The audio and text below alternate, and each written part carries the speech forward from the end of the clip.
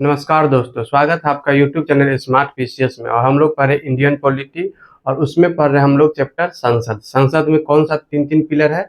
एक राष्ट्रपति, राज्यसभा, लोकसभा। ठीक है, तो हम लोगों ने पिछले वीडियो में राज्यसभा के बारे में बात कर लिए थे। इस वीडियो में हम लोग लोकसभा के बारे में बात करेंगे, जिसे हाउस ऑफ पीपल भी कहा जाता है। निम्न सदन माने जनता का लोकप्रिय सदन, ये सब लोकसभा का ही नाम है। ठीक है, इसे ध्यान रखिएगा। ठीक है दोस्तों, तो आइए हम लोग इसे देखते हैं। तो अधिकतम सदस्य कितना इसमें हो सकता है? 552, जिसमें 2 मनोनीत है और निर्वाचित 550 है, जिसमें राज्य को 530 और केंद्र शासित प्रदेश को 20 दिया गया है। ठीक है, इस तरह से इसे ध्यान रखिएगा। उसके बाद वास्तविक सदस्य देखते हैं। जैसे राज्यसभा में हम लोग वास्तविक देखे थे, इसे 250 था, लेकिन वास्तविक में कितना है? 545, 245 ही है। ठीक है, तो यहीं पे देखते हैं वास्तविक में कितना है? 545 है। और मनोनीत जिसमें 2 है और निर्वाचित 530 और केंद्र शासित प्रदेश क्षेत्र यूटी के लिए कितना है? 13 है। ठीक है, तो इसे ध्यान रखिएगा।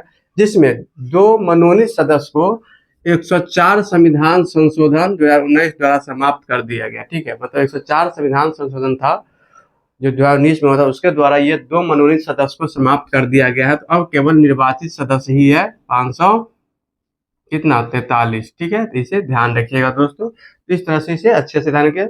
104 संविधान संशोधन 2019 के तहत ये 2 मनोनीत सदस्य को हटा दिया गया। ठीक है, पहले इसका चुनाव होता था आर्टिकल 331 के तहत, मतलब 331 के तहत होता था लोकसभा में 2 मनोनीत सदस्य का चुनाव, और 33 के तहत विधानसभा में होता था। ठीक है, तो इसे हटा दिया गया। ठीक है, अब हम लोग देखते हैं लोकसभा में सीट आवंटन का आधार। तो सीट आवंटन का आधार क्या है? जनसंख्या के अनुसार सीटों का आवंटन हेतु परिसीमन आयोग का गठन किया गया। किसका? परिसीमन आयोग का गठन किया गया है।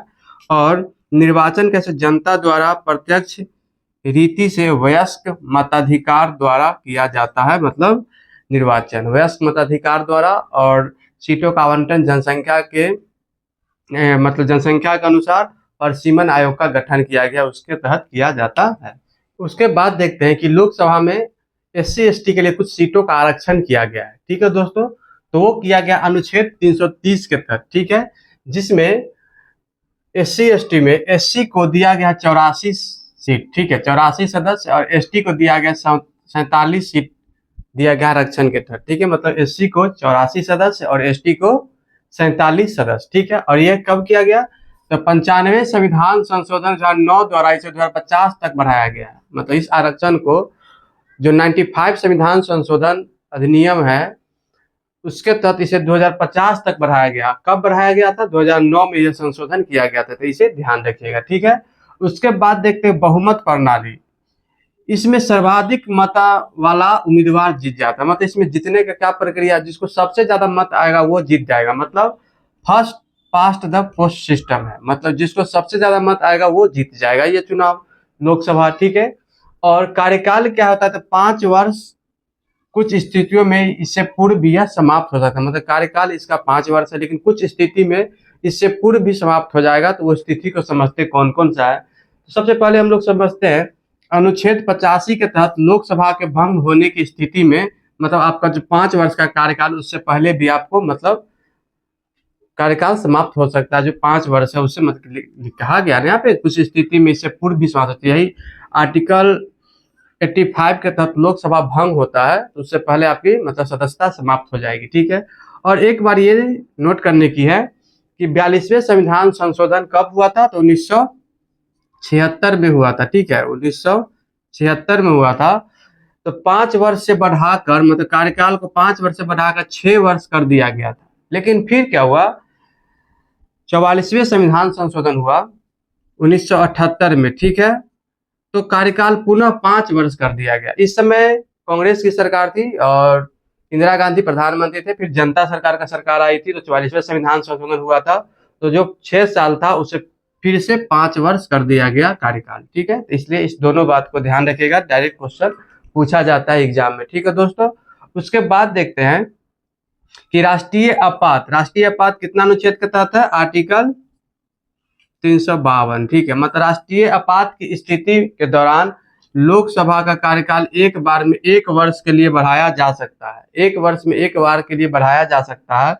इस तरह इसे अनिश्चित काल तक बढ़ाया जा सकता है। मतलब जब राष्ट्रीय आपात की स्थिति आती है तो लोकसभा का सदस्य का कार्यकाल एक बार में 1 वर्ष के लिए बढ़ाया जा सकता है, और यह प्रक्रिया मतलब अनिश्चित काल तक बढ़ाया जा सकता है अगर मतलब इस तरह का राष्ट्रीय आपात बना रहे तो। इस बच्चों की योग्यता के बारे में, तो वो भारत के नागरिक होना चाहिए, ठीक है, और 25 वर्ष की आयु पूरा कर चुका हो। जैसे हम लोग राज्यसभा में देखे थे, वहां पे क्या था, 30 वर्ष कम से कम, उससे अधिक, उससे 30 वर्ष से कम नहीं होना चाहिए, ठीक है। यहाँ पे 25 वर्ष की आयु पूरा कर चुका हो, ठीक है, और लाभ के पद पर न हो, और संसद के निर्धारित कानून का पालन करता हो। ये सभी योग्यता होना चाहिए किसके अंदर, जो लोकसभा का चुनाव लड़ते हैं उसके अंदर, या लोकसभा के सदस्य जो बनना चाह रहे हैं उनके अंदर ये सभी योग्यता होना चाहिए, ठीक है। उसके बाद देखते हैं जमानत राशि क्या होता है। जैसे कोई भी चुनाव लड़ते हैं तो उससे पहले क्या होता है कि जमानत राशि जमा करना पड़ता है। आप लोग सुनते हो अक्सर मीडिया में कि एक मतलब प्रत्याशी दूसरे प्रत्याशी को उसका चुनाव जमानत राशि भी मतलब नहीं निकलेगा, मतलब बहुत कम वोट प्राप्त होगा इसी बात के। तो वही जमानत राशि होता है कि 1/6 मत प्राप्त नहीं होता है तो वो राशि जमा ही रह जाता है, ठीक है।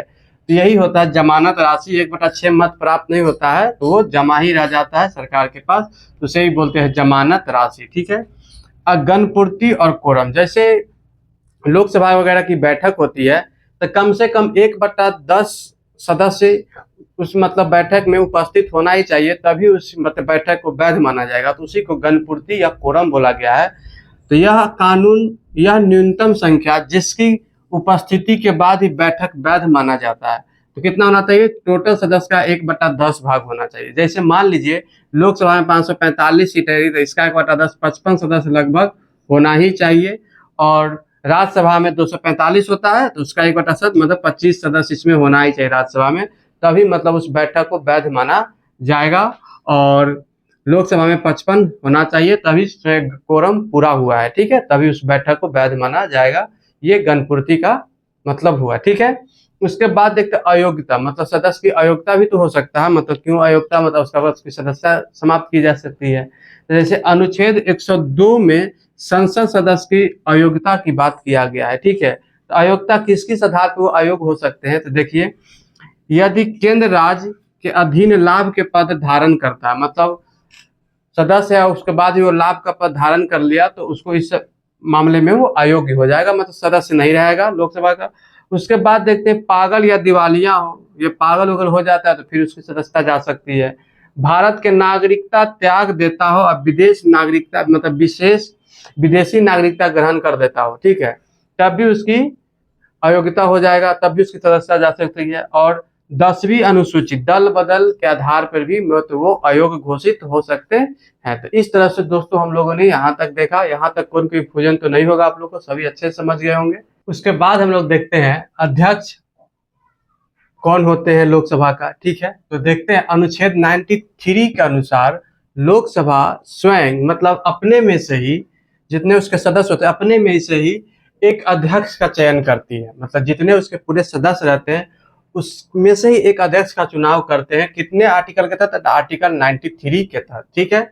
और अध्यक्ष के अनुपस्थिति में उपाध्यक्ष अध्यक्षता करता, मतलब उसमें ही एक उपाध्यक्ष होते हैं वो अध्यक्षता करते हैं अगर अध्यक्ष अनुपस्थित है तो।